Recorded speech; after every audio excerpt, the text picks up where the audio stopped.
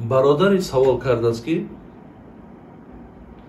همین حضرت آدم علیه السلام وقتی جنت در آمد چی مقدار در جنت ایستاد؟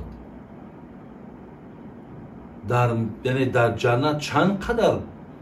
یک ساعته، یک روزه، یک ماه، یک ساله، چی مقدار ایستاد؟ سلام علیکم و رحمت الله و برکاته. امیدوارم که همه کسا سازن خوبین. ساز خوب را چیکار سلامتی سازا؟ اینا گرانیسا رفتیم آمدن چه بود؟ سازا رفتیم آمدیم یکم کام نیست. گرانیسا چخلا راه پا یاون کس غم تو ندادن؟ این نیست بهتر. خیلی خردستی ساز گازا؟ ثابت اینجا. ابین اون مبلغی که سومه که گاز دادم قطعی شما دگاور کرده بودیم. او یگان سومش نگرفته یگان جدا یگان کاس. دگاور چیزی که بودم با. ای طرفش مو ای شرکتی مو یگان کمبودی هسته؟ چی گفتنی هم با شرکتی مو با هم کمپانی مو؟ همه 100% خواهد یا کامل نیست. چی گفتنی شما؟ برای چیکار کو گاوزا؟ برادر رو بره بیاین همه ساز اینا ماشین هم سازای وقتی تل لگال نیست. کدش ترافیک اتوبوس یگان چی مترو داره یگان پریشوان نکنه. اشتراکی چی 4 سپیساک همون بگو. کی بود 4 سپیساک خرید بوده هم فکر کنم. خیلی 100% گذشت اومده خان. برادر عزیز جناب امام شوکانی در فتح القدیرش امام سیوطی هم الله رحمتشون کنند میگه همگی در جنت حضرت آدم 1 ساعت ایستادگی، یعنی در همین دوام 1 ساعت همون اشتباه و همون کمبود و خطا و نافرمانی را که در جنت بگیم با وجود آورد بعد 1 ساعت از جنت بیرونش کردن و میگد که امام شوکانی و امام سیوطی میگد که تلک ساعه 130 سنه من ایام دنیا، همون 1 ساعتی که ما میگیم در درون جنت بود 130 سال دنیا را با 130 سال دنیا مقصد برابره. 1 ساعتی در جنت 1 ساعتی بگیم در جنت ایستادن برابر با 130 سال دنیا. چگونه ای که در جنت برادر از این شب نیست همیشه روزه. بینین در جنت مقصد برف نیست، باران نیست. در جنت مقصد نماز نیست. بسیار چیزهایی هست که مقصد چخیلی که حدیثا در میگد ما لا عین رأت ولا اذن سمعت ولا خطر علی قلب بشر. جنت جایی هست که چشم او را مقصد چشم تصور او را یعنی چگونه باشد غنجایش در تصور نداره، در عقل راست نمیگیره، حتی گوش او را شنیده نمیتونه، یا هر اندیشه که مثال این خیلی اون خیلی اندیشات حتی خطا. برای این بسیاری چیزهایی دارد جنت برادر عزیز که با عقلهای امروزه او را تصور کرده نمیشه. برای این جناب امام شوکانی امام سیوطی میگد 1 ساعت ایستادو لیکن 130 سال دنیا های 130 سال یعنی درون جنت ایستاده است. دیگر دانشمندا هم نگاه کردم جناب امام اوزاعی الله رحمتشون کنه میگه 100 سال ایستاد. یکی از دیگر عالما گفتن 60 سال ایستاد. دیگر عالم مثل حضرت عبدالله ابن عباس در این با پرسیدن گفت از بین عصر تا نماز شام بود، همین مقدار ایستاد. بعضی عالما گفتن که مقصد این سوالی نیست که پرسین وقتانه در این ضایع نکنیم، ولی به هر حال بعضی قول علما بود من برای شما مقصد رسانیدم. دیگر سوال برادر عزیز کردن که آیا ابن تیمیه، آیا ابن عثیمین، ابن باز، خب جناب شیخ البانی جناب فوزان آیا اینها عالمان زمان به شمار می روند؟ البته برادر عزیز، در عالم بودن و در دانشمند بودن اینها مقصد هیچ کس امروز مقابل نبرآمده است که این نفرها عالم نیستند، دانشمند نیستند. ولی در اینجا یک چیز دیگر قید کرده است که آیا مقصد علمشان با علم ابو حنیفه برابر شده است؟ نه، هیچ وقت علم اینها با علم امام ابو حنیفه برابر نیست برادر عزیز.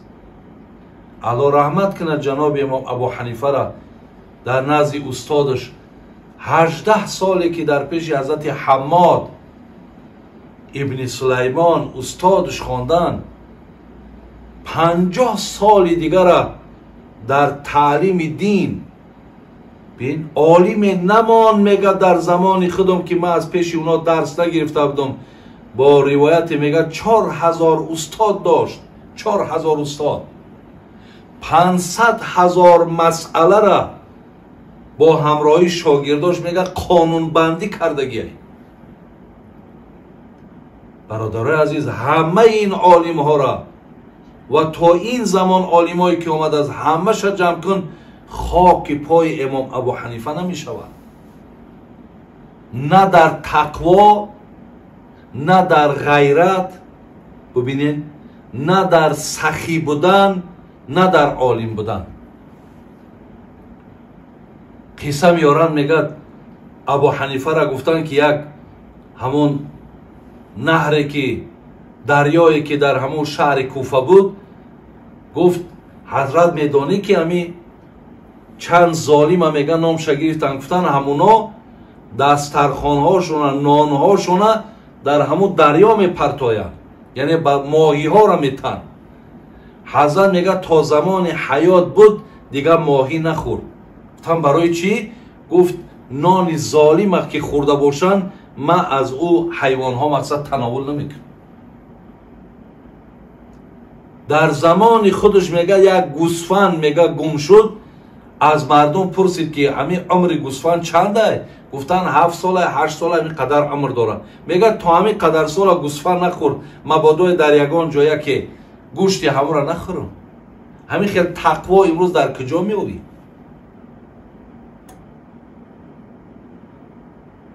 وقتی میگه نزد خلیفه منصور در آمد، خلیفه همون زمان، رهبر همون زمان، جناب خلیفه گفت که تو قاضی القضات قبول میکنی، یعنی منصب قاضیگی را قبول میکنی. این منصب قاضیگی بسیار منصب بلنده بود اون زمان، خیلی دولت دنیا او را باید اطاعت کنه. گفت که نه، گفت من قبول نمیکنم. گفت برای چی قبول نمیکنی؟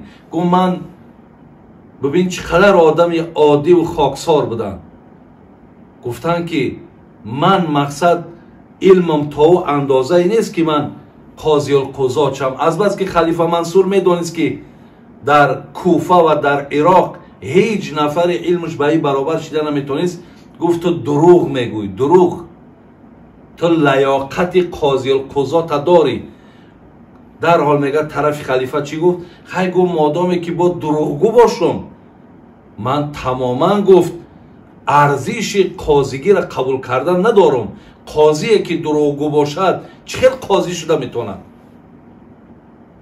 خلیفه منصور میگه غضبش آمد، خشمش آمد و گو رد میکنی؟ گو رد میکنم، من قبول نمیکنم. برادر عزیز، این نشانهای تقوای ما آدم های، نشانهای خیلی مسئولیت احساس کردن های.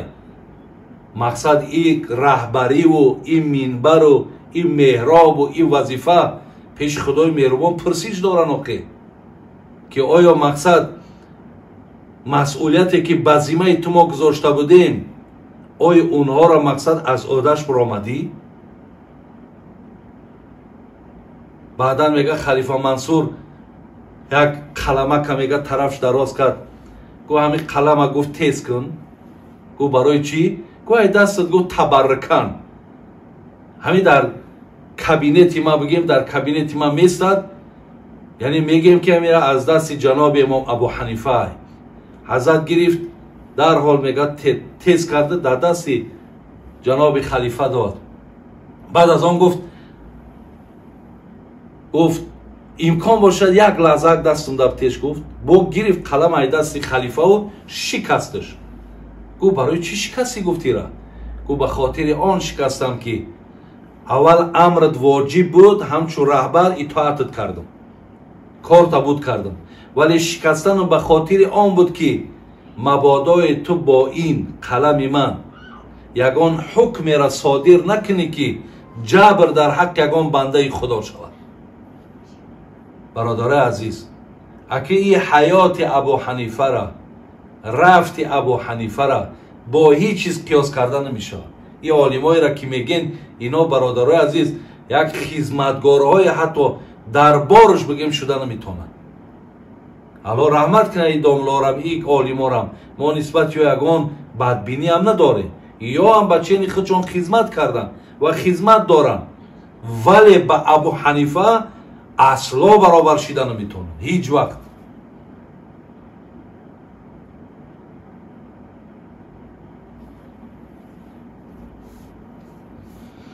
خوب،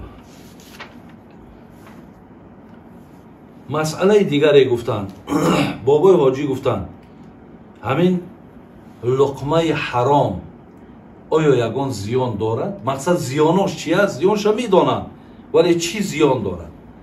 برادران عزیز، الله مهربان در سوره لقمان چی میگه؟ یا ایها، اعوذ بالله من الشیطان الرجیم، بسم الله الرحمن الرحیم، یا ایها الذین آمنوا کلوا من الطیبات و اعملوا صالحا. ای کسانی که مرا عبادت میکنید، اول لقمه هاتون حلال کنید، بعد مرا عبادت کنید.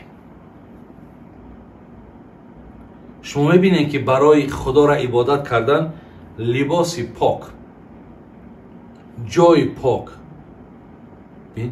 قلب پاک، شکم پاک، همه پاک باشه و بعد الله پاک آدم عبادت میکنه.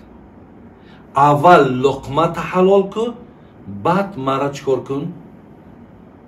بعد مرا عبادت کن. اکا برادرها، وقتی که در آن همه بگیم لقمه حرام، درآمد همه ایرای حرام، آیا با مقصد در برابرش میره حج میکنی، در برابرش 5 وقت نماز میخوانی، در برابرش بگیم شاید حجاب داشته باشی، زن باشی، در برابرش شاید ریش داشته باشی، آیا اینها بگیم به جان تو، به آخرت تو یگان نفع رسانده نمیتونن؟ الله رحمت کنه جناب مولوی جنونی را میگو تو ای صوفی که در بر میکنی دلق، کن اول احتیاط از پاکی حلق. اگر حلقی کسی آلوده باشد، کجا در معرفت پالوده باشد؟ کسی که در پلیدی میکند رو، نگر چون میکند هر لقمه را بو. چرا تو به توقف میزنی دست، دهن چون ماهی اندازی به هر شست. بخور قوتی که در معده شود آش، مخور آنی که رسوایی شود فاش. حقی مردم دهد لذت به کامت، گلوگیر شود روز قیامت. امروز حق مردم هم میخری، امروز مردم هم فریب میکنی، امروز مردم هم جبر میکنی، ولی میدانی که همه اینا گلوگیرت میشوند. یعنی در دنیا که تو یگان عبادت هم نداری، همه اینها را الله هیچ کدامش قبول نمیکنه، ولی با روز قیامت هم با این مشکلاتات همه با دوام داره. برای این آدمی که حرام میخوره، یکم زیانش میه که دعاش قبول نمیشه. ببینید من چند چیزی در اینجا نویسوندم. دعاش قبول نیست، یک. دوم میگه فرزندای صالح از او به دنیا نمی آید. دیگر حق از باطل جدا کردن نمیتونه. بینین زلالهاشو بینین. دیگر از همه مشکل میگه همین که جای آدم حرامخور جهنم است، عذاب خدا هست. هر صدقه ای که میکند صدقه هاشو میگه قبول نمیشود، برای راه حرام. و این چونین خب یعنی بسیار است. در اینجا من نویسوندم قریب 12-13 زیان هایی که از لقمه حرام برای ما و شما میرسد. برای این برادرها در مسئله لقمه هاتون خیلی اهمیت این که همین امسیار موضوعی خیلی و خیلی نازک و خیلی مهم است. خداوند همه شما را بازم نگهبان باشه.